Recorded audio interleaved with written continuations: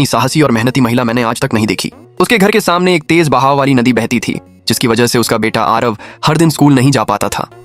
हर बार उसे पीठ पर उठाकर नदी पार कराना न सिर्फ खतरनाक था, बल्कि आरव की पढ़ाई में भी रुकावट बन रहा था। इसलिए आरव की माँ ने ठान लिया कि जब तक नदी का पानी कुछ कम है, वो बांस की एक पुलिया बनाएगी ताकि बेटे को स्कूल जाने में सुविधा हो।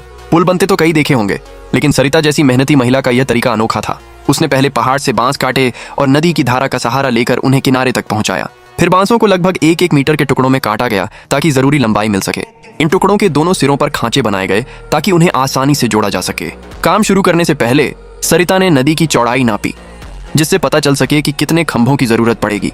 खंभे भी उन्हीं बांसों से बनाए गए। पहले एक बांस को जमीन में गड़े खांचे में फिट किया, फिर उसमें और बांसों को जोड़कर एक चौकोर फ्रेम तैयार किया। इस फ्रेम के ऊपर और बांसों की परत चढ़ाई गई ताकि एक मजबूत नींव बन सके।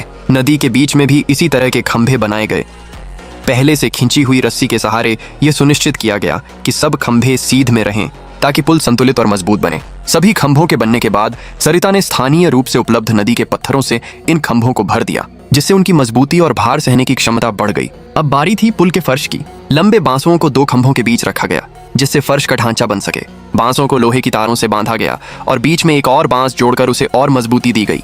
फिर पहले से काटे गए बांस की चपटियों को फ्रेम पर बिछाया गया और स्क्रू की मदद से फिक्स कर दिया गया। इस तरह पुल की सतह तैयार हो गई, मजबूत और टिकाऊ।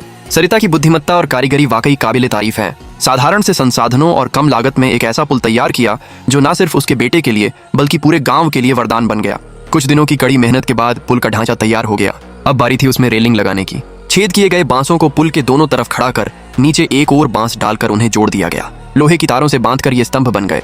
फिर ऊपरी हिस्से में एक बांस को रखा गया, उसके किनारों को नीचे मोड़कर स्क्रू से बांध दिया गया। ऐसे रेलिंग तैयार हो गई। इसी प्रक्रिया को दोहराकर पुल पर हर कुछ दूरी पर रेलिंग लगाई गई। आखिर में दोनों तरफ की रेलिंग को लंबाई में जोड़ दिया गया।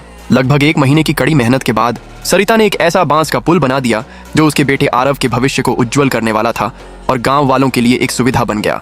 तो बताइए, अगर 10 में से आपको अंक देने हों तो सरिता की इस मेहनत को आप कितने अंक देंगे?